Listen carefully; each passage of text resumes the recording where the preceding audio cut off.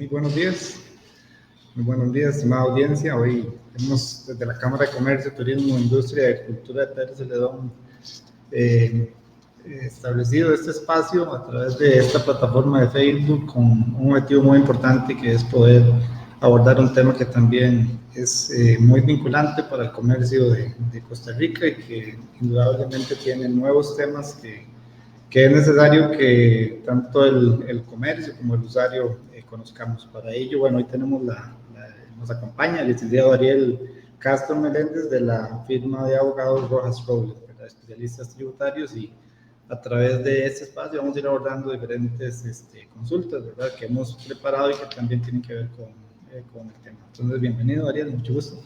Buenos días, muchísimas gracias, ¿no? De verdad que para mí es un placer, un honor poder colaborar esta Cámara, sobre todo con lo que es el comercio de la zona sur de Pérez Celedón, y por qué no de todo Costa Rica. Y sí, la verdad que estamos ante las puertas de una transformación digital, una transformación desde el punto de vista de la gestión fiscal. Hoy precisamente se apagan todos los sistemas actuales que tenemos.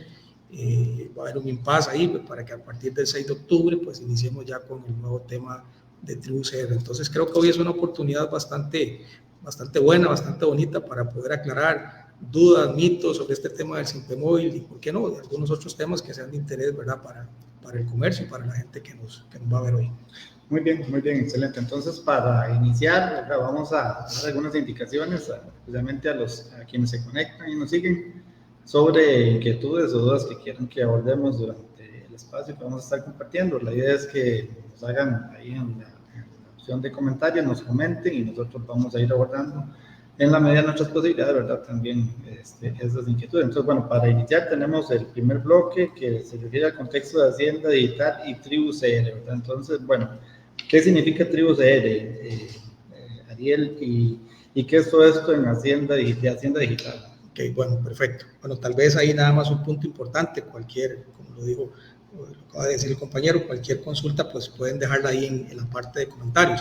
Igualmente, si alguien fuera tan amable de decirnos en la parte de comentarios cómo se escucha el audio, pues también les agradecemos bastante. Vamos a ver, y esto es una buena forma de iniciar, porque tenemos que contextualizar el tema. Cuando hablamos de Hacienda Digital, prácticamente esto es un proyecto de transformación tecnológica, por decirlo de alguna manera, del Ministerio de Hacienda, que está orientado a modernizar lo que es la forma de administrar la parte tributaria, la parte aduanera, la parte de las finanzas públicas del Estado. Por lo tanto, ya había un crédito aprobado en los gobiernos anteriores, hubo algunos fracasos de cómo llevarlo adelante, y es hasta a partir del año 2022 cuando logró el gobierno concretizar el tema de este crédito y le dotó esos recursos al Ministerio de Hacienda, precisamente para hacer una modernización de toda la parte tributaria, aduanera y la parte de finanzas. Entonces, este proyecto de Hacienda Digital no solamente transforma la parte tributaria, ¿verdad?, con su componente TribuCR, sino que tiene dos componentes más, que es la parte aduanera bajo un sistema nuevo que se va a llamar o se llama Atena, y la parte de recursos, de la parte de manejo de recursos, de las finanzas de los recursos humanos, con un programa que se llama Certeza. Entonces, al final, este ecosistema de la modernización de la Hacienda Digital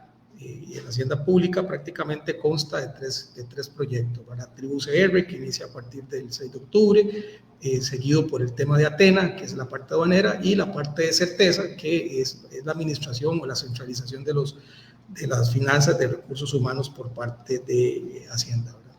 Muy bien. Ok, ¿por qué la digitalización ha sido tan importante para el Ministerio de Hacienda?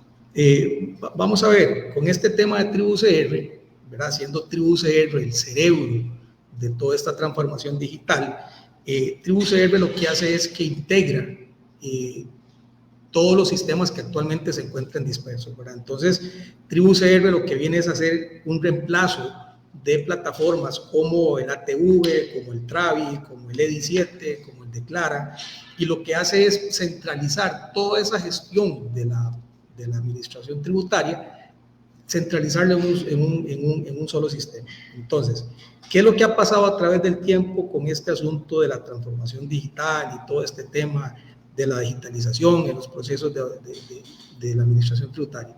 Muy sencillo. Desde el año 2017, podríamos decir que es cuando se incorpora por primera vez la factura electrónica al sistema de comercios. A partir de ese momento comienza lo que yo en aquellos años, en las charlas que yo llamé, comenzó la carrera del control tributario de tributación. ¿Por qué? Porque a partir del 2017 pasamos de una facturación en físico a una facturación digital. Entonces, en ese momento, digamos que la transformación no era no era un paso en la forma en que facturábamos, es decir, no era un paso tecnológico, sino que era un paso hacia el control tributario. ¿Por qué? Porque a partir del año 2017, Hacienda, la Administración Tributaria, tenía o comenzó a tener toda la información de los contribuyentes en tiempo y en forma. A la hora de que yo emitía un comprobante electrónico, ese comprobante era en segundos y ya estaba en las bases tributarias. Entonces, la facturación electrónica a partir del año 2017 se convirtió en un componente de control. Sigue avanzando esa carrera, llegamos al 2018, se aprueba lo que se llamó en aquel momento la Ley de Fortalecimiento de las Finanzas Públicas, la Ley 9635, que uno de sus componentes más importantes fue la transformación del impuesto general sobre las ventas al impuesto sobre el valor agregado, pero ahí traía en sí un componente de control. ¿Por qué? Porque el impuesto sobre el valor agregado lo que viene es que transforma y grava la mayoría de los bienes y servicios, es decir, un 95% de los bienes y servicios se encuentran gravados actualmente y solo un 5% quedó exento. Entonces, ¿qué significaba eso? A la hora de presentar mes a mes declaraciones de impuestos sobre el valor agregado, había un alcance mayor sobre los contribuyentes, ¿verdad?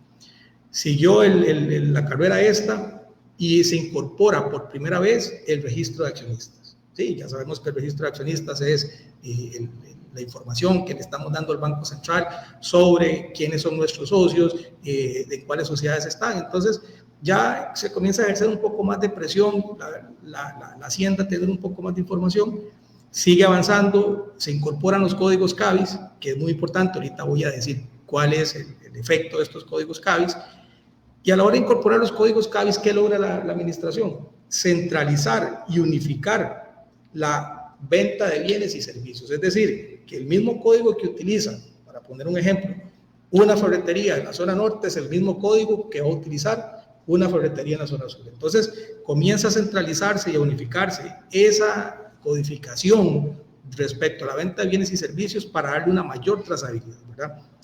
Avanza esto y viene el tema de la declaración de sociedades inactivas. Es decir, un tema también que esto daría para hablar luego en otro momento, pero el tema de las sociedades inactivas fue la oportunidad que tuvo la Administración Tributaria para poder acceder a información que antes de esa incorporación no podía acceder. ¿En qué sentido?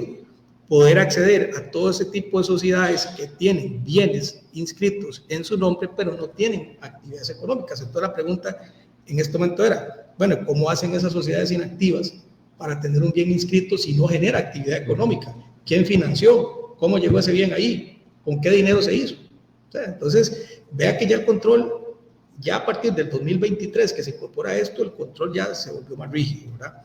Yo utilizaba antes una frase, yo decía que el control tributario en algún momento no era tan fuerte, pero en esta carrera y en estos avances, sí, ya llegamos a una realidad distinta, es decir, ya no podemos tener mentalidad de los 2017 para atrás, tenemos que tener una mentalidad que Hacienda en este momento tiene mucha información nuestra. ¿Qué es lo que termina de completar este tema de control? La última pieza de este rompecabezas la completó TribuCR. ¿Por qué? Porque se incorpora un nuevo sistema, se integran nuevamente toda la información tributaria que está dispersa, se centra en un nuevo sistema, y resulta que en este momento Hacienda hizo un proceso porque habían 8 billones de comprobantes electrónicos en una base de datos, y a la hora de incorporar esta digitalización, incorporar tecnologías de inteligencia artificial, tecnologías de Big Data, de lo que se llama el Data Mining, hizo una lectura en un tiempo récord y analizó los 8 billones de comprobantes electrónicos que tenían desde el año 2019. ¿Para qué? Para poner a prueba si efectivamente los controles ahorita iban a ser efectivos. ¿Cuál fue la sorpresa? Se detectaron N cantidades de inconsistencias. Entonces, ¿qué quiere decir esto ahora? Que en este momento la digitalización de la Hacienda significa que ya las horas hombre prácticamente quedan atrás. Ahora, los tiempos son récords, auditorías automáticas, información en el momento. Entonces, este tema, la digitalización, pues para Hacienda ha sido clave contra la lucha de la evasión fiscal, ¿verdad? Muy bien, y en ese contexto, entonces, ¿cómo logra Hacienda cruzar información entre facturas, declaraciones y entidades financieras, ¿verdad? Porque, sí, y aquí importante esa pregunta, ¿verdad? Porque uno de los componentes más importantes de ahora, el tema de TribuCR, es que van a estar interconectados no solamente la Hacienda sino que van a estar interconectados con otras entidades. Por ejemplo, Caja Costarricense de Seguro Social, Registro Nacional, municipalidades, INS. Es decir, entonces ya ahora el cruce de información prácticamente es automático, ¿verdad? Es decir, los contribuyentes tienen que ser conscientes que, primero que todo, a la hora de emitir comprobantes electrónicos, ya le están entregando la información a Hacienda, ¿sí? Entonces, ¿qué es lo que sucede? Al tener el Estado ese poder de imperio, por ejemplo, la Hacienda Pública, que tiene una prioridad muy importante dentro de las funciones del Estado, pues tiene todas esas facultades para poder cruzar información. Entonces, un día conversábamos a nivel de oficina y decíamos, bueno, pero ¿cómo Hacienda se va a dar cuenta de mi costo de mi empresa? Muy sencillo. Si yo tengo la información del proveedor que me vendió X producto en un costo determinado y de mi información sale la venta de ese producto a un precio determinado, es muy sencillo. Con temas de inteligencia artificial yo puedo decir, estoy comprando a tanto y estoy vendiendo a tanto, puedo saber una relación o por lo menos tener una aproximación de cuánto es el margen de utilidad que estoy teniendo. Entonces, es decir, ese cruce de información ahora ya no necesita procesos de auditoría desgastantes con horas hombre, sino que prácticamente la información se analiza en fracciones de segundo, ¿verdad? Muy interesante. Y en ese sentido, entonces, bueno, de su experiencia, ¿será que estamos conscientes nosotros de cuánto control tiene Hacienda de nuestra información? ¿Usted qué percibe al respecto, tanto de empresas, de comercios, como de los mismos usuarios? Sí, vamos a ver, en este contexto, me parece que una de lo principal es el anticiparse, es decir, ya no podemos ser contribuyentes reactivos. ¿Qué significa eso? Es decir, ya no podemos reaccionar, porque puede ser que sea demasiado tarde.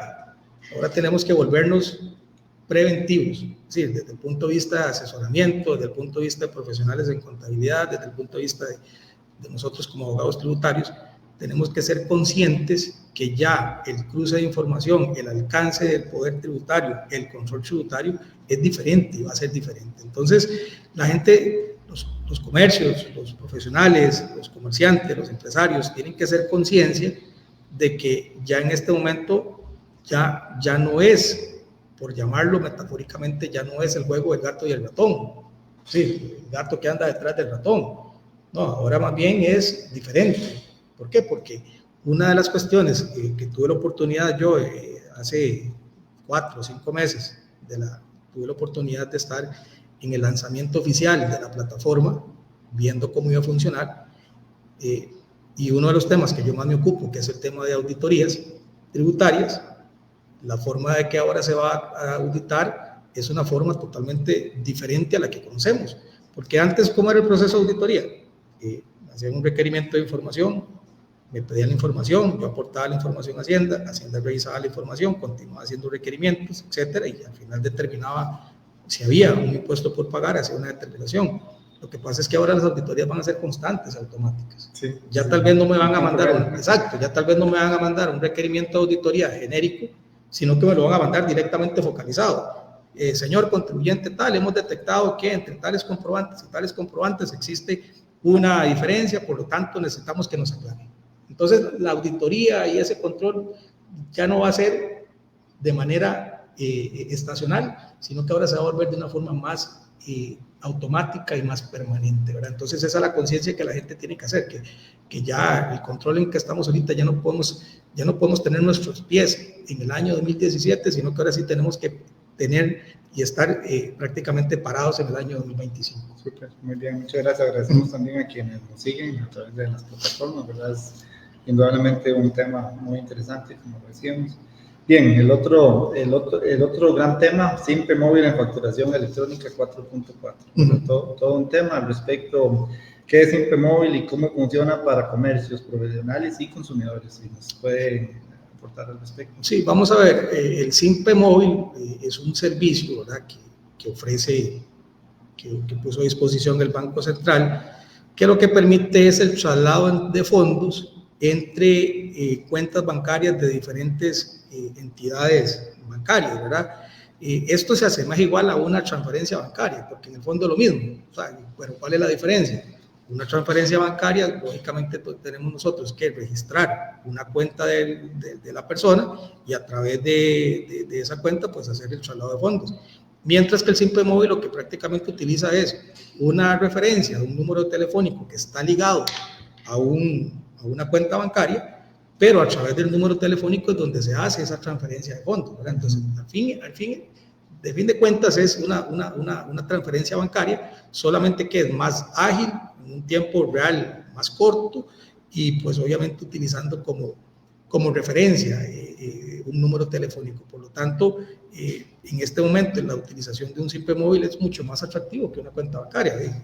Claro está, nosotros llegamos a un comercio, ya vemos el rotulito donde dice Simpe Móvil y ya no tenemos que sacar nuestra tarjeta o sacar efectivo, simplemente con el mismo teléfono agarramos, hacemos la transferencia y listo. Entonces, el Simpe Móvil es eso, simplemente es una transferencia entre un traslado de fondos entre cuentas, pero tiene ese componente que es más ágil porque se hace a través de un número telefónico. Con dos condiciones, digamos, una, si uno está a ver si me aclaras ese detalle, que también no experiencia me ha pasado, digamos, uno es que si usted está en el territorio nacional con cobertura celular, ¿verdad? Usted puede hacerlo a través de la plataforma propiamente. Si uno no tiene conexión, digamos, celular, tiene que hacerlo a través del banco. Así es como funciona exactamente, ¿verdad? Sí. Pero en el fondo siguen siendo transferencias bancarias, siguen siendo traslados entre fondos, ¿verdad? Nada más que con el componente que es más ágil en este momento. Muy bien, y sobre este tema y la versión 4.4 de la factura electrónica respecto a los medios de pago, ¿cómo funciona? Sí, vamos a ver, y esto fue un tema que ha venido calando, digamos, desde el punto de vista del manejo, e incluso ha venido mucha desinformación con respecto a este tema. La factura 4.4, la versión 4.4, se enfocó principalmente a darle, digamos que ese dinamismo al tema del TrueUCR. Entonces, versión 4.4 lo que hace es que sana errores de la versión 4.3 y hace nuevas incorporaciones. Para que tengan una idea, la versión 4.4 incorporó 144 cambios. De esos 144 cambios, el 95% eran cambios meramente técnicos. Es decir, eran los departamentos de informática, los desarrolladores de sistemas, quienes tenían que hacer esos ajustes. Hizo ciertas incorporaciones, cambiando datos, introduciendo datos nuevos, dándole mayor información a través del código de los archivos XML para Hacienda. Entonces, ¿qué fue la novedad? ¿Y qué fue lo que causó mucho revuelo? Dentro del campo de las formas de pago, simplemente estaba lo que era efectivo o transferencia. Entonces, ¿qué es lo que se hace? Se incorpora dentro de esas formas de pago el Simpe Móvil. Y solamente ese pequeño cambio causó, como yo le llamé, un apocalipsis zombie en la población, porque comenzaron ahí a interpretar. Hubo un rastro de preguntas, ¿será válido? No, claro, y ahora no, obviamente, porque está muy... claro, se llevó a cabo toda una desinformación, hubo incluso gente asustada, hubo empresas que dijeron ya no se aceptan más Simpe Móvil, es decir, hubo toda una serie de desinformación, ¿verdad? Que al final, digamos, no era para tanto. Entonces, ¿qué fue el único cambio que hizo 4.4 con respecto al Simpe Móvil? Simplemente se agregó dentro del campo de escoger una forma de pago. Claro está, consigo llevaba detrás un tema que por algo se incorporó, que ese es el que vamos a explicar más adelante. Pero, digamos, la forma del comercio, la forma de realizar los pagos, la forma del manejo operativo de una empresa no cambia y no cambió a partir del tema de la incorporación del Simpe Móvil. Como lo digo, sencillamente lo que ocurrió fue una incorporación al campo de la forma de pago, introducir el Simpe Móvil. Es decir, ya no tengo dos aspectos que escoger, sino que tengo un tercero más, es decir, me pagaron por Simpe Móvil. Ese fue todo el cambio que ocurrió con la factura 4.4. Muy bien, y ahora bien, para nosotros los comerciantes, ¿qué hacemos cuando alguien nos paga por medio de Simpe Móvil? ¿Estamos en la obligación de facturar todos los pagos que ingresen por este medio? ¿Qué decisión debería tomar yo al respecto? Vea qué importante esa pregunta. Vamos a ver. porque eso fue uno de los mitos. Tuve la experiencia de escuchar a una persona decir, ya no me pase las cuotas del aula de la escuela por Simpe Móvil porque no tengo que hacerle factura por eso. No, vamos a ver, eso es falso. Es decir, no es que todo lo que pase por Simpe Móvil se tiene que facturar. ¿Qué es lo que se factura? Toda aquella transferencia de fondos a través de un Simpe Móvil que esté relacionado con su actividad económica. Porque no se factura en relación al Simpe Móvil, se factura en relación a la actividad económica, independientemente por el medio que me estén pagando. Es una obligación de facturar. Entonces, hago una venta de un bien o un servicio, me pagan en efectivo, tengo que facturar. Hago una venta de un bien o un servicio, me pagan por transferencia bancaria, debo facturar. En el mismo caso, una venta de un bien o un servicio, me pagan por Simpe Móvil, debo facturar. ¿Sabes? Es decir, entonces la facturación no se hace en razón del Simpe Móvil, la facturación se hace en relación a la venta de bienes y servicios. Entonces, ese mito de que ahora que todo lo que me hagan por Simpe Móvil, como está en la factura 4.4, tengo que facturarlo, no. ¿Por qué? Porque vamos a encontrar en la vida cotidiana entregas de dinero, transferencias de dinero que no tienen nada que ver con un tema de venta de bienes y servicios. Por ejemplo, ¿qué pasa si mi hijo está en San José y me pone un mensaje al teléfono y me dice, papá, me quedé sin dinero, necesito que me deposite para ver si me como algo en la tarde? O sea, es una entrega de dinero común y corriente, que no está ligada a ninguna venta de bienes, ningún servicio. Lo puedo hacer por Simpe Móvil, eso no significa que mi hijo me tenga que hacer una factura. O, por ejemplo, que en este caso llegue una persona y me diga, mira, Ariel, es que, qué sé yo, quiero pasarle por Simpe X cantidad de dinero para que hagamos una donación o hagamos una ayuda a tal persona. O sea, es decir, yo puedo recibir esa transferencia, ¿sí? Pero eso no significa que porque me lo hicieron por Simpe Móvil tenga que facturar. Entonces, el primer mito que quiero aclarar aquí es que no se factura en relación a que sea una transferencia Simpe Móvil. Se factura en relación a que sea una transacción que tenga que ver con su actividad económica, sea que le paguen Simpe, efectivo o transferencia bancaria. Muy bien. Claro, también otro tema que he experimentado y del que hemos escuchado es que a veces hay gente que dice que el pago por Simpe Móvil genera un impuesto diferente. ¿Es eso cierto? No, eso también es totalmente falso, ¿verdad? Y muy relacionado con la anterior respuesta, lo que genera el impuesto es la transacción por la venta del bien y servicio, que es el impuesto del 13% sobre el valor agregado. Es decir, no es que porque si me pagaron por Simpe tengo que cobrarle adicionalmente un impuesto. Recordemos que en materia de impuestos, ¿verdad? En materia de impuestos, solo la ley puede crear, modificar, suprimir impuestos. Y en este momento la incorporación del Simpe Móvil a la factura 4.4 no significó la creación de un nuevo impuesto. ¿Sí? Primero porque quien incorpora el medio de pago a la factura 4.4 es un documento, una directriz administrativa que se llama Anexos y Estructuras de las nuevas versiones de la facturación 4.4. Entonces, una directriz desde el punto de vista legal no tiene la misma fuerza que tiene una ley de la República, ¿verdad? Entonces, yo no puedo decir que a partir de la 4.4 se crea un impuesto porque desde el punto de vista del principio de reserva de ley no ocurrió eso. Es decir, no se creó un nuevo impuesto. Y esto también es importante aclararlo porque también escuché por ahí un mito de que un comerciante le llegaron a pagar por Simpe Móvil y dijo, no me pague por Simpe Móvil porque si no tengo que cobrarle más por un impuesto que tengo que cobrarle. No, o sea, eso es mentira, eso no es cierto, ¿verdad?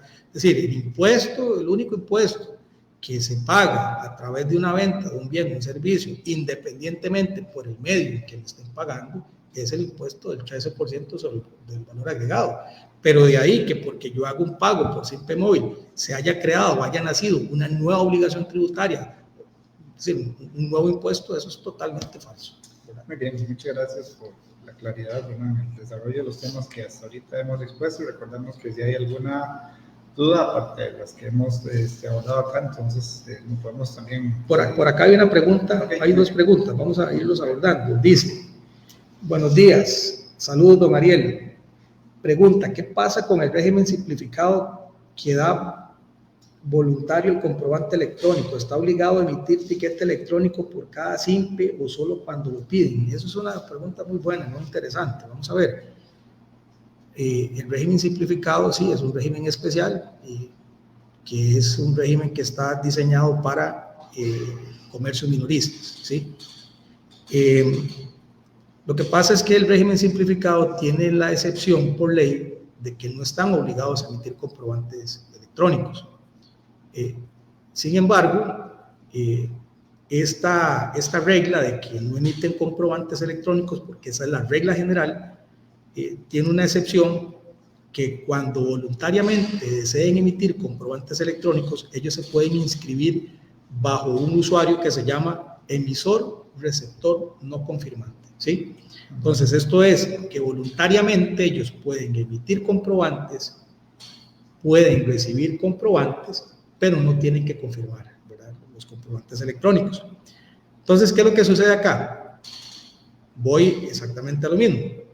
No es que porque si me pagan por Simpe Móvil, ahora obligatoriamente tengo que emitir un tiquete electrónico solo porque fue por Simpe Móvil. No. O sea, es decir, recordemos que el acceso a ese usuario de ser un emisor, receptor no confirmante, es voluntario.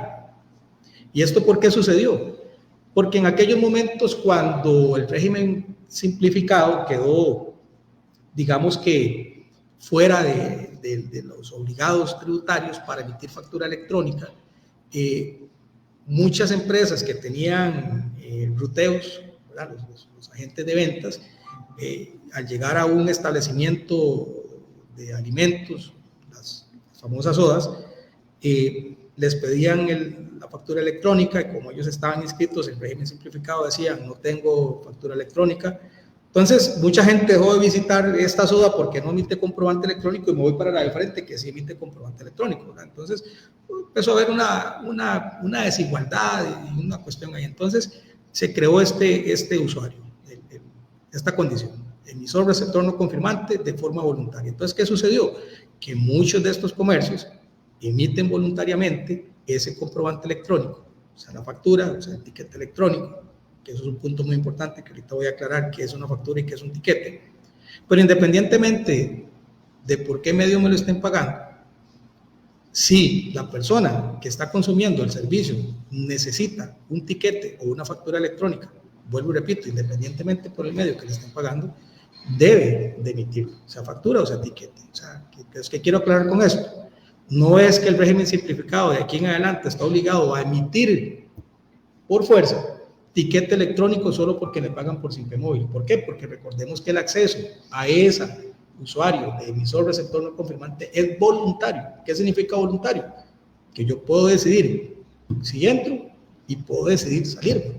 Entonces, no existe obligatoriedad en algo que es voluntario. Entonces, eso para que quede claro ahí.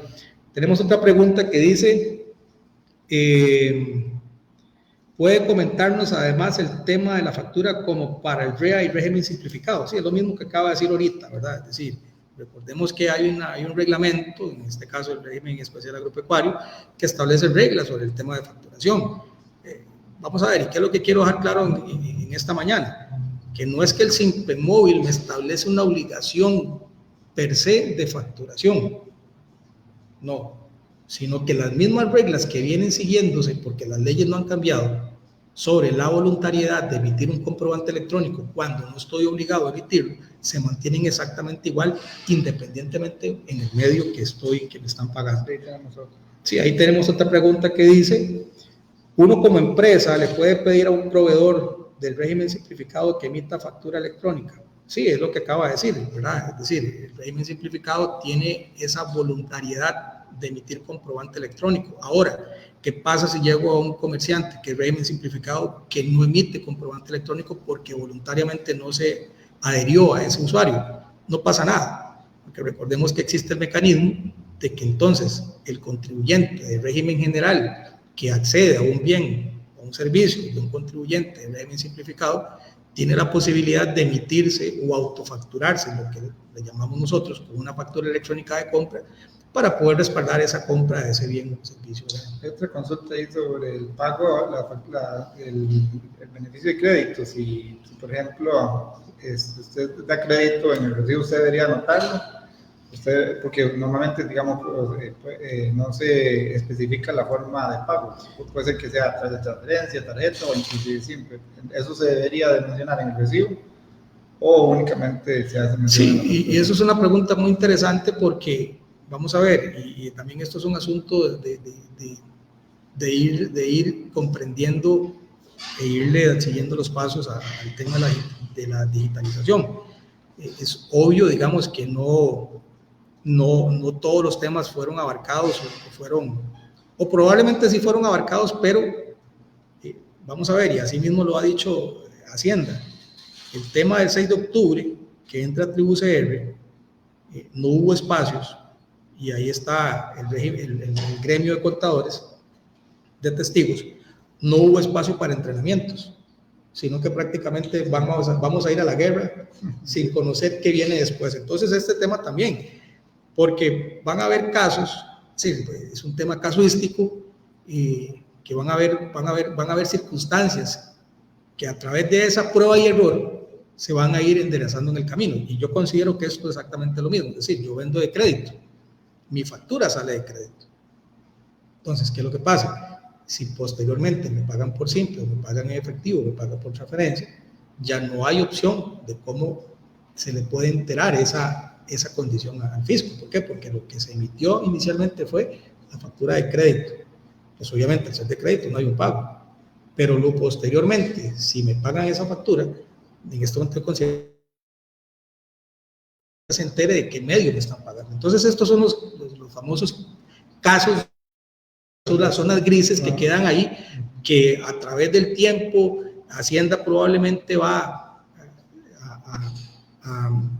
digamos que a ver si es necesario establecer un tipo de control, que yo considero que no, porque es necesario saber por qué medio me paga, porque lo que está detrás de eso es la facturación. Entonces, ya yo emití una factura de crédito y ya reporté esa venta, ya para Hacienda creo que es innecesario saber cómo le pagaron, ¿verdad? Entonces, exactamente. Entonces, yo creo que por ahí esas son las zonas grises que con el tiempo, esa prueba de error se podrán ir aclarando. Bien, pasaríamos, ahora creo que estamos con consulta para pasar al tercer bloque sobre la fiscalización y el secreto bancario, que también es otro gran tema. ¿Qué facultades tiene el Ministerio de Hacienda para realmente poder acceder a la información bancaria nuestra? Sí, vamos a ver, esto es un tema bastante importante.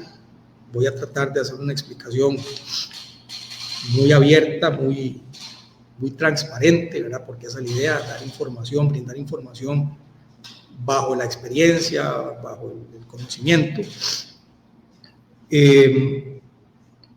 Definitivamente sí, la Dirección General de Tributación tiene una facultad real para acceder a la información bancaria, lo voy a poner entre comillas, porque vamos a ver, el Código Tributario en el artículo 104 o 105, no recuerdo ahorita, establece cuáles son las potestades y las facultades de la administración, pero no establece en esos dos artículos el acceso a la información bancaria. Es decir, de forma automática, en un requerimiento general de información, la Dirección General de Tributación se encuentra vedada para requerir esa información. Es decir, no me la puede requerir de forma automática. Sin embargo, viene el artículo 106, los deberes de los terceros, y luego desarrolla el artículo 106 bis, 106 ter, que ahí es donde establece un procedimiento para solicitar información bancaria a las entidades financieras. Y ojo este término, información bancaria, no habla de cuentas bancarias, habla de información bancaria, es decir, es un término sumamente amplio. Ese procedimiento que está en el 106 bis y 106 ter, lo que regula es la forma en cómo la Dirección General de Tributación puede solicitarle a las entidades bancarias esa información. Es un procedimiento que quien único que está facultado para hacerlo es el Director General de Tributación, quien es el que tiene que elaborar una solicitud motivada, fundamentada y explicando las razones del por qué es importante que estas entidades den esta información. ¿Por qué? Porque hay un concepto muy importante, se llama que sea información previsiblemente pertinente para efectos tributarios.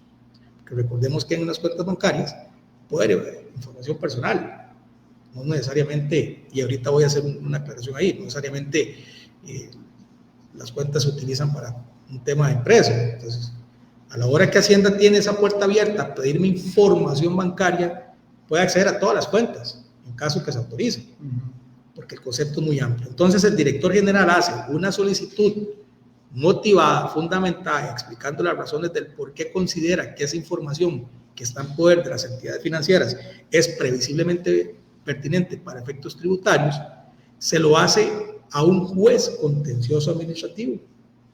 Y es el juez contencioso administrativo, que también voy a aclarar algo aquí, porque he escuchado en la calle personas que dicen es que no es tan fácil acceder a esa información. No, el juez contencioso administrativo tiene 5 días para resolver esa petición. En 5 días le dice a Hacienda sí o no. ¿Ok? Una vez que el juez contencioso administrativo le ha dado la autorización a la administración tributaria, es ahí cuando decimos nosotros, compró el 100% de los números y pegó el premio. ¿Por qué? Porque acto seguido, y esto lo digo bajo la experiencia de las auditorías que yo he participado, acto seguido, ¿qué hace el director general de tributación? Le comunica al departamento de fiscalización de la administración tributaria que corresponda que le ha sido autorizado la información, la solicitud de información. Acto seguido, ¿qué hace el fiscalizador? Emite un requerimiento a terceros, que en este caso son las entidades bancarias, y comienza a repartirle, como decir, una carta a todos los bancos y le pide cuentas bancarias, depósitos a plazo, tarjetas de crédito, cuentas corrientes, cuentas de ahorro, estados financieros.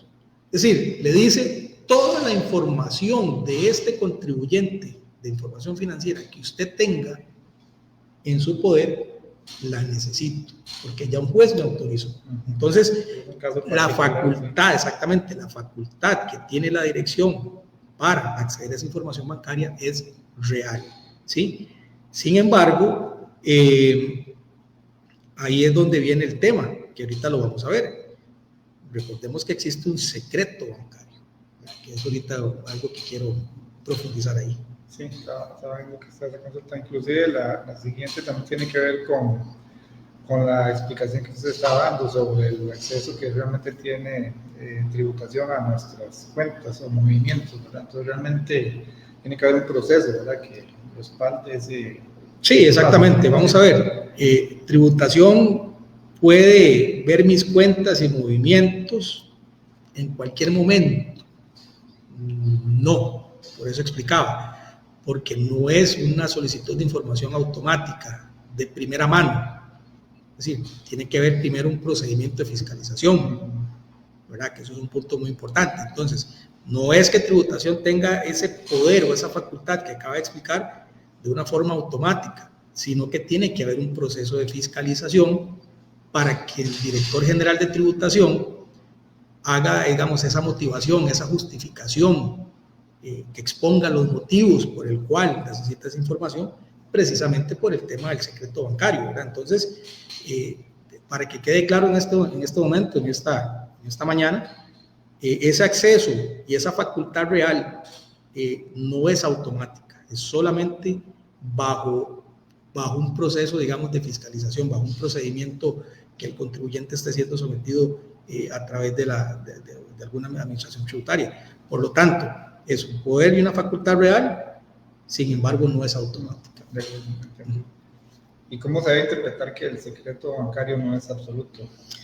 Esa pregunta es muy buena. Vamos a ver, cuando hablamos de un secreto bancario, estamos hablando que es un deber legal que tiene todas las entidades financieras de proteger todo ese tipo de información y guardar esa confidencialidad, por decirlo de alguna manera, sobre la información de sus clientes, temas de cuentas de ahorro, cuentas de ¿cómo se llama? Cuentas corrientes, inversiones, préstamos, etcétera. Es decir, hay un deber legal de sigilo, por decirlo de alguna manera, de guardar esa confidencialidad de esos datos. En Costa Rica el secreto bancario está vinculado, digamos, a un derecho constitucional, a los derechos constitucionales del derecho a la intimidad de la información y a lo que es el acceso o a la protección de datos patrimoniales de los contribuyentes, ¿verdad? Es decir, es un derecho que tiene roces, tiene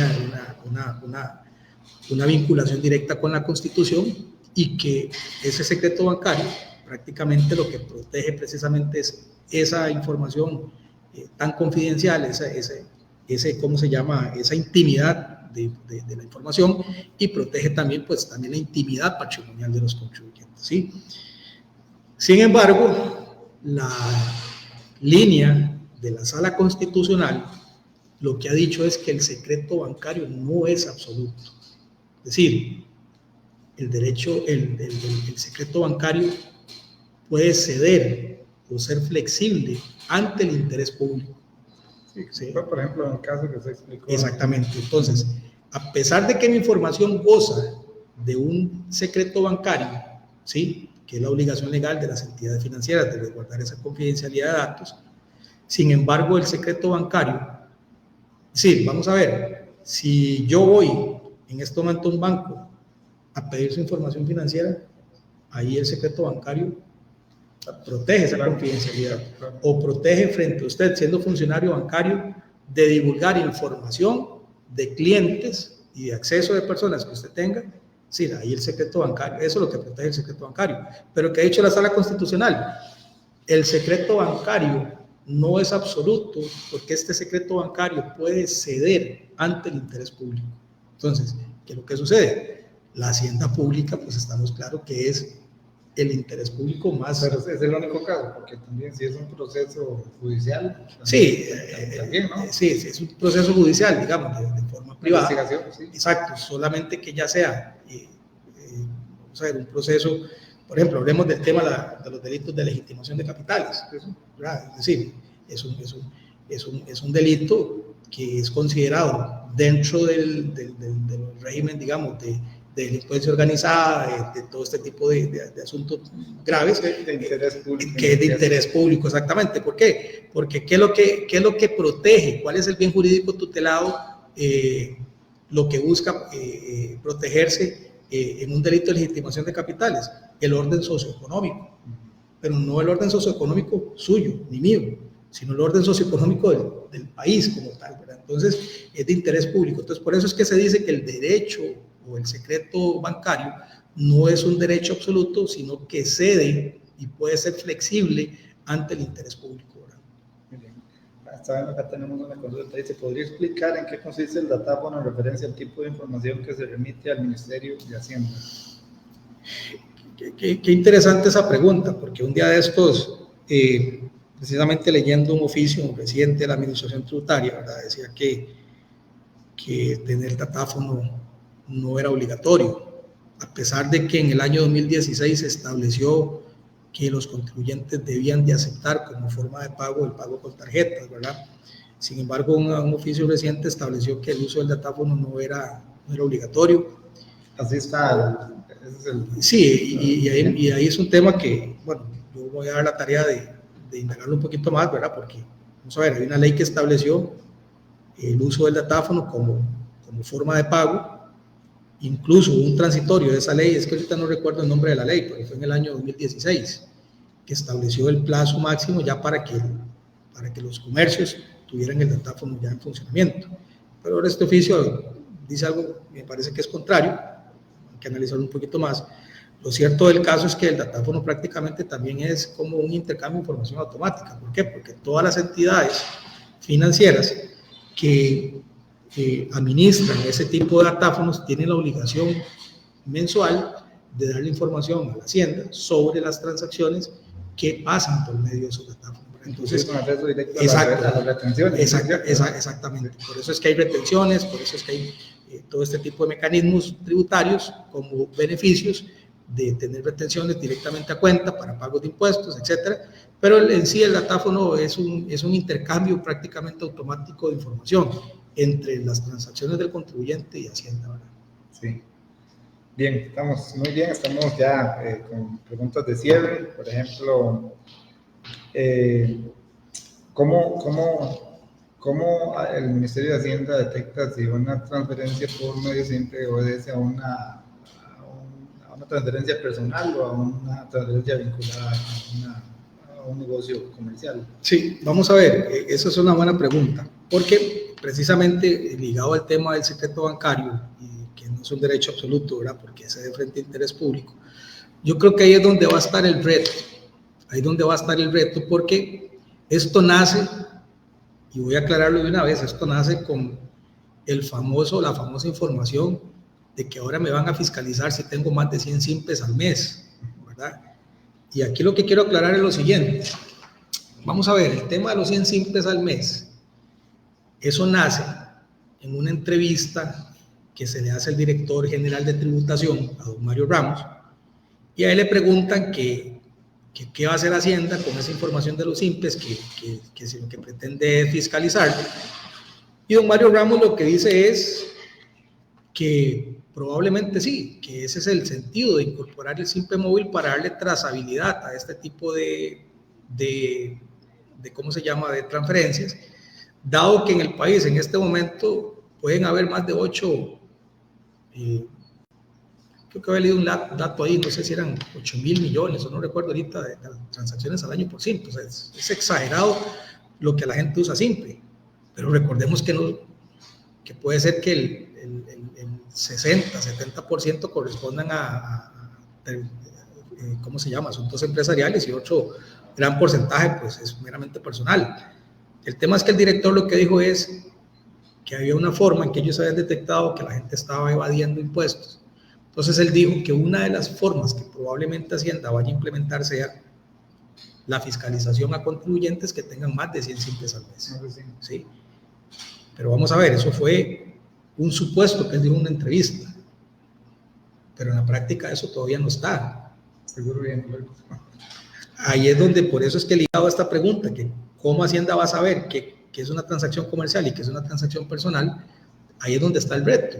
¿Por qué? Porque una semana después el Banco Central sale a decir que ellos están dispuestos a colaborar con el Ministerio de Hacienda a entregar este tipo de información, siempre y cuando la misma ley se los permita, y si hubiese que hacer ajustes a la normativa actual, que se hagan los ajustes correspondientes. ¿Por qué? Porque vamos a ver, no voy a tapar el sol con un dedo, sigue siendo información bancaria. ¿Sí? Sigue siendo información bancaria que se puede solicitar, probablemente a través de ese artículo 106 bis y 106 ter. Sin embargo, el reto va a estar ahí. ¿Por qué? Porque lo que no se puede permitir es que haya una pesca de datos que ya no le corresponden a esa información previsiblemente pertinente para efectos tributarios. ¿Sí? ¿Por qué? Porque, vamos a ver, en mi cuenta bancaria puede haber información que no tenga nada que ver con mi empresa, que es información privada. Entonces, ¿cómo protejo esa pesca de datos? ¿Sí? Entonces, ahí es donde va a estar el reto. Es decir, ahí es donde yo quisiera ver, en esa prueba y error, cuál va a ser el mecanismo de protección, cuál va a ser esa seguridad jurídica que tengan los contribuyentes para que no se acceda a información más allá de la que es previsiblemente pertinente para efectos tributarios. Entonces, creo que ahí va a estar el reto va a estar en cómo hacer que tributación filtre aquellas transacciones que sean meramente comerciales, empresariales, y aquellas transferencias que sean totalmente personales, ¿verdad? Muy bien, excelente. Bueno, entonces, es importante para el comercio entender que un pago más bien por medio simple no significa una omisión a facturar, ¿verdad? Y en eso consiste la siguiente consulta: ¿cómo habría yo como comerciante proceder cuando me ingresa un pago por medio de simple? Sí, vamos a ver, interesante, porque comentaba yo con una de las chachas de la oficina en días anteriores, que normalmente siempre tenemos a veces encerronas, y nos gusta exactamente estar llevando atención a este tipo de casos. Entonces yo le preguntaba y le decía, y a ella yo le dije, ¿cómo va a hacer Hacienda para filtrar ese tipo de información? ¿Verdad? Y ella, la persona que estaba hablando, me dijo algo y esa es la clave. Vamos a ver, una de las formas sería que si yo tengo información personal, pues manejar, digamos, por aparte en una cuenta bancaria todo lo que es personal y por otra parte todo lo que es empresarial, en caso que tuviera mi empresa a título personal, ¿sí? Es decir, no revolver cuentas. A veces cuesta, a veces cuesta. Porque los bancos también tienen regulaciones al respecto, ¿verdad? No es tan fácil, por ejemplo, con un mismo número usted no puede ligar dos. Exacto, a eso voy. Entonces ya viene ese tipo de decisiones, ¿verdad? Si realmente me conviene o no, si qué utilizo para Simpe, qué no utilizo para Simpe, porque precisamente ahí es donde va a estar el reto. Puede ser que yo tenga más de 100 Simpes al mes y 50 Simpes correspondan, porque soy el papá tesorero de la escuela de mi hijo, y ahí recibo las cuotas, y el otro 50% sea por la venta de bienes y servicios. Entonces el empresario prácticamente lo que tiene que hacer es buscar la forma en cómo manejar esa parte para no verse expuesto a una fiscalización innecesaria también, ¿sí? Entonces, me imagino que también todos los actores alrededor de todo este tema, ya no solo Hacienda, ya no solo los bancos, ya no solo el Banco Central, sino ahora comerciantes, todos deberían de articularse de una forma, digamos que armónica, de una forma muy estructurada, un proceso sistematizado entre ellos, para poder sobrellevar este tipo de situaciones, porque por eso vuelvo y repito, esta digitalización de la hacienda digital, estos nuevos controles, va a suponer un cambio en el paradigma de cómo de aquí en adelante manejar la empresa, si me conviene llevarla a título personal, si me conviene llevarla a través de una sociedad, cómo hago si la llevo a título personal, cómo hago para hacer esa separación, para no verme expuesto a fiscalizaciones innecesarias. Entonces, de aquí en adelante todo esto va a ser un reto, que lo que, vuelvo y repito, como lo dije al inicio, vamos a tener que ser personas preventivas y dejar de ser personas o comerciantes o empresarios reactivos. Sí, bueno, ¿cuáles son los riesgos que yo debería entonces considerar si eventualmente estoy mezclando mi actividad privada con mi actividad comercial en ese entendido? Sí. Es complicado, digamos, el poder separar para efectos bancarios, digamos, una actividad con otra. Sí. ¿A qué me expongo? ¿Qué debería considerar? Sí, y eso es otro tema, Iván, que ese día hablando con la gente de la oficina, le comentaba yo a esta persona y le decía, es que vamos a ver, y hablemos ya ahora en términos generales de la información bancaria, no solamente del tema del Simpe Móvil. Si mi empresa está siendo llevada a cabo a través de una persona jurídica, una sociedad, no debería por qué haber información personal en esa cuenta bancaria. Si partamos desde esa lógica, si tengo, qué sé yo, un mini super a nombre de una entidad jurídica, la lógica me lleva a que todas las cuentas que estén a nombre de esa sociedad tienen que ser estrictamente del negocio. No debería haber información personal ahí. Entonces ahí es donde yo digo, si en algún momento Hacienda levantó el secreto bancario de un contribuyente en estas condiciones y habían temas personales, ya no es culpa de la Hacienda, es culpa de quien está manejando el negocio. ¿Por qué? Porque lógicamente a mí el razonamiento me lleva a pensar de que si estoy manejando una empresa a título jurídico, la única información que debería haber en las cuentas bancarias es a título jurídico. Pero si ya yo de ahí cojo para asuntos personales o de ahí meto dinero de asuntos personales, es decir, ya ahí hay que poner lo que yo le llamo una banderita roja. Ya hay un riesgo de exposición, hay un riesgo de auditoría, hay un riesgo de detección, ¿verdad? Ahora, agreguémosle esto el componente simple. Entonces resulta que para mí es más fácil dar este número de cuenta para que depositen por simple ahí las cuotas de la escuela, o que me depositen ahí los números de la rifa. Entonces, si este tema que el director dijo, los 100 simples, se llegara a materializar, ya yo tengo un riesgo de auditoría también. Sí, ya estoy exponiendo a la empresa a una auditoría. Ahora vámonos más allá. Ya no es a título de empresa, es a título personal. Sí, entonces, ¿cómo voy a manejar yo la información mía personal? ¿Y cómo voy a manejar yo todo lo que tenga que ver con la empresa? Entonces, ya ahí es donde usted entra en su cabeza y dice, no, ahora sí, ¿cómo me conviene más administrar mi negocio? Entonces, por eso decía, creo que este tema es un tema que da mucho que hablar. Las formas de ahora, de aquí en adelante, de cómo administrar, de cómo organizar mi empresa, va a depender también de tener en el tapete, en su mesa, este tipo de temas, porque de aquí se pueden dar decisiones interesantes para que usted organice su empresa, su vida personal, de forma diferente. ¿Por qué?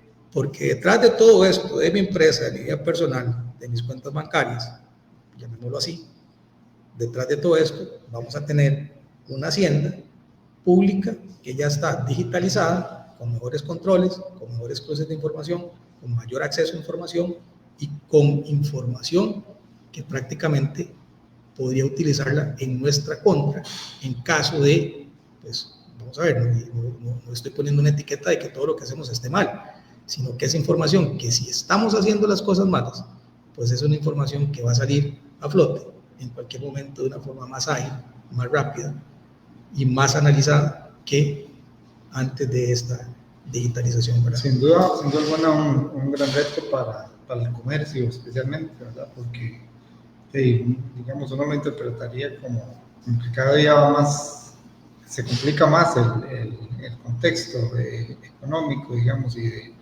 de fiscalización financiera en relación a los compromisos que tenemos que cumplir para llevar adelante una actividad económica, pero bueno, al final también dejémonos a valer de la tecnología. Hay mucha información que nos puede ayudar también, ¿verdad? Y que nos puede facilitar, digamos, los procesos de interpretación de cómo atender estos temas y no solo eso, también desde la parte estratégica, cómo potenciar el comercio y las actividades comerciales para que al final también la experiencia no sea tan frustrante, porque ahorita lo que uno siente es como que cada día hay más razones para desmotivarse uno, pero al final el comercio ha existido desde siempre, ¿verdad? Yo creo que aquí también es un momento estratégico, ¿verdad?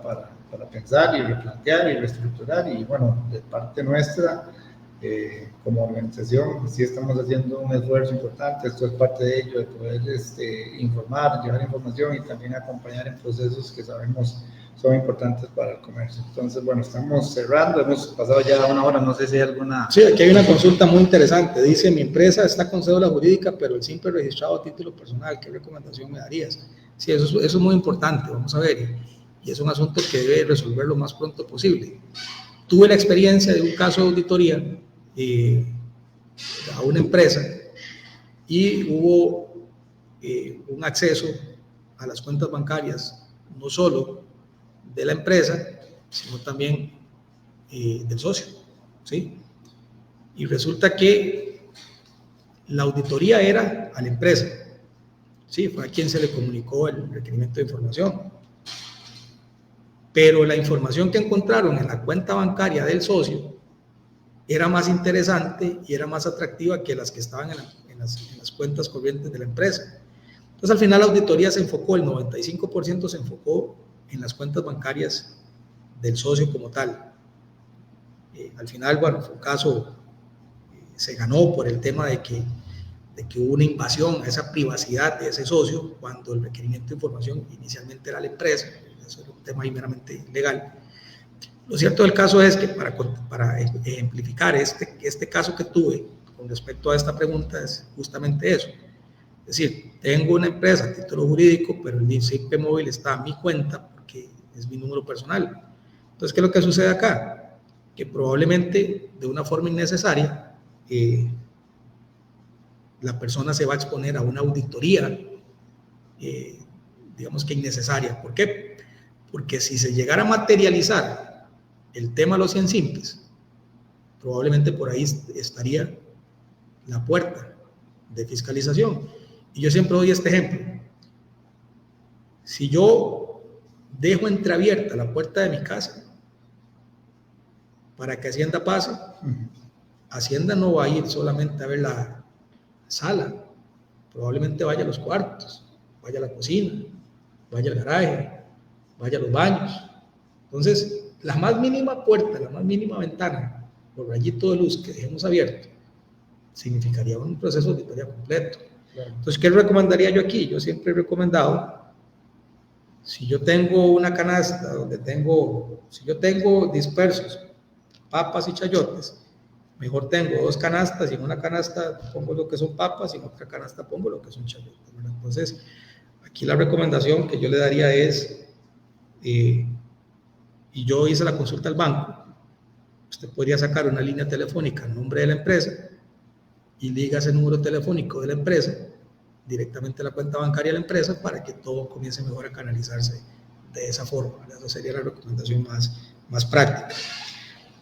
Dice otra pregunta acá, aclaración sobre la diferencia entre factura electrónica y etiqueta electrónico. Sí, muchas gracias, don Carlos Luis. Vamos a ver, desde el punto de vista de comprobantes electrónicos, ¿verdad? Que existe todo un reglamento que regula este tipo de documentos. Comprobantes electrónicos hay 8.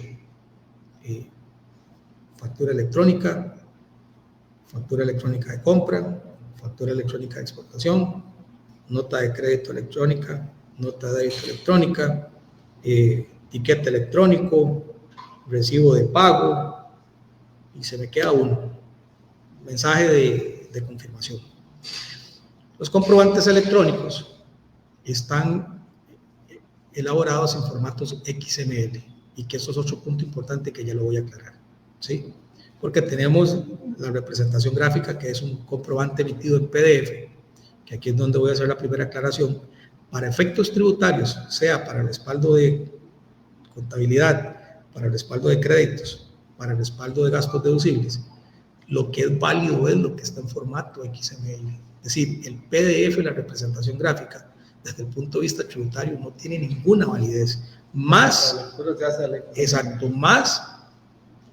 que tenerlo a la vista. Pero para efectos tributarios, una factura que no aparezca por algún error en el sistema, que son informáticos, que puede haber un error, ¿verdad? Porque no hay perfección, nada. Puede haber un error, y si yo quiero ir a decirle a Hacienda, mira, aquí está el PDF, esta factura, no tiene ninguna validez tributaria. Eso para que lo tomen en cuenta. Enfocado a la pregunta, la factura electrónica es el documento expresado en XML, que es la que tiene la validez tributaria para aquellos contribuyentes que sí tengan actividades económicas y necesiten respaldar gastos, compras, créditos fiscales. Es decir, si yo tengo actividad económica y lo que yo estoy comprando es un bien, un servicio que tiene que tener respaldo en contabilidad, mi obligación es pedir factura electrónica, porque es el documento oficial con plena validez tributaria. En cambio, el tiquete electrónico únicamente es para consumidores finales. Para cuando esa compra de ese bien o servicio no tiene que tener un respaldo para contabilidad, entonces yo puedo pedir un tiquete electrónico. Entonces, ¿la diferencia cuál es? Factura electrónica me respalda la contabilidad, la compra de bienes y servicios para efectos de compras o gastos o créditos fiscales, y el tiquete electrónico básicamente es para consumidores finales que no tiene que respaldar ninguna información en su contabilidad. Entonces, ahí es donde ya viene todo el tema casuístico que uno dice, bueno, yo como empresario, a título personal, en algún momento soy usuario de comprobantes electrónicos para efectos tributarios y en algunas ocasiones soy un consumidor final. Entonces ahí hay que hacer la separación.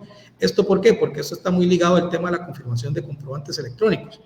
¿Qué dice la teoría ahorita de la confirmación de comprobantes electrónicos? Todos aquellos costos y gastos que están ligados a una actividad económica y que no tengan un beneficio fiscal, el contribuyente podrá, ¿verdad? Que es una facultad, una posibilidad, podrá confirmarlos en el plazo de los siguientes 8 días del mes siguiente que ocurre la compra, o en su defecto, o sea, es decir, si no lo confirmo, Hacienda va a presumir que esto fue aceptado, ¿verdad? Eso es lo que dice la teoría. Pero ¿dónde está la llave aquí?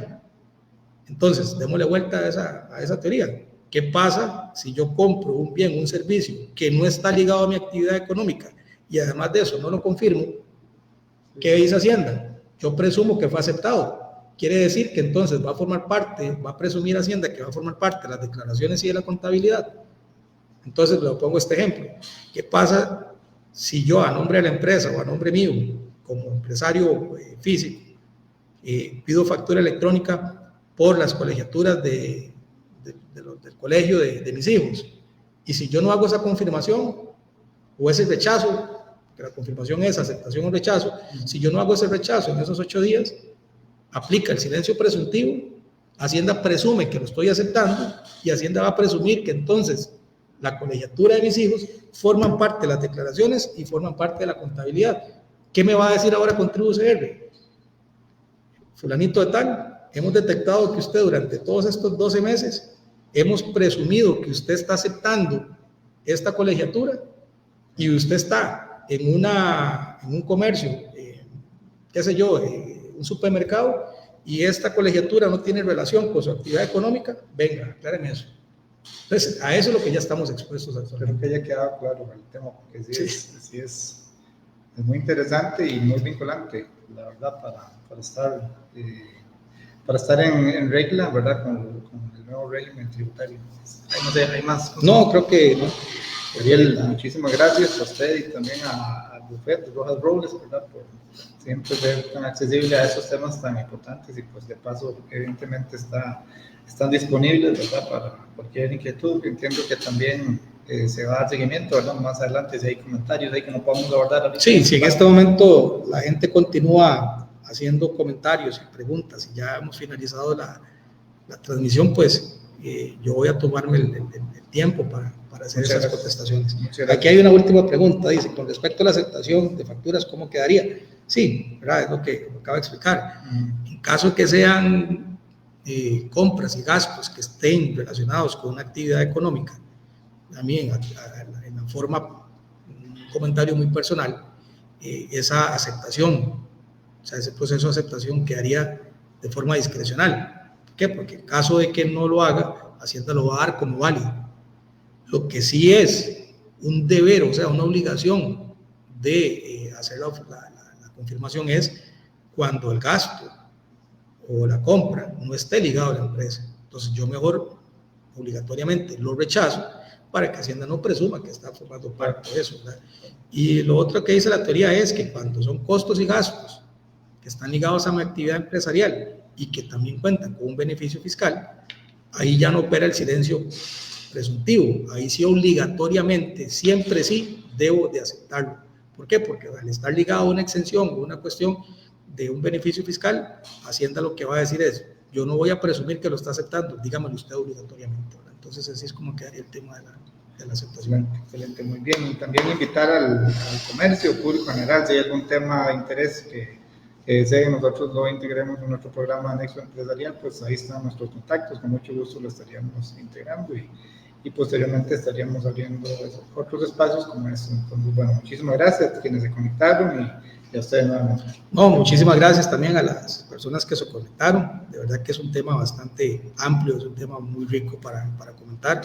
De mi parte, agradecerles la interacción, las preguntas que pusieron en los chats y pues ojalá que el tema haya quedado claro y por lo menos haberles aportado un poquito de conocimiento y no, aquí estoy a las órdenes, en el momento que la cámara me necesite, pues aquí voy a estar en primera fila. Ahí vienen otras charlas, otras capacitaciones que vamos a estar anunciando más adelante. Muchas gracias. Excelente. Muchas gracias. Buen día.